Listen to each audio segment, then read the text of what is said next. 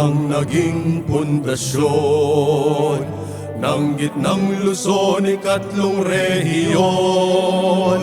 ng lahing magigiting noon at ngayon, lupang makasaysayan at mayabong, kagawaran ng mga pagawain at lansangang pambayan,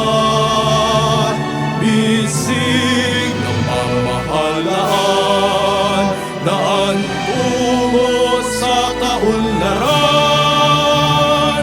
tulay sa maganda kinabukasan.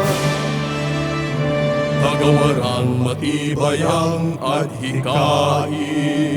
maglingkod ng tapat ang hangarin, naluyan ng kaunlaran sa perlas ng silanganan, kagawaran ng mga pagawain at lansangang pambayan,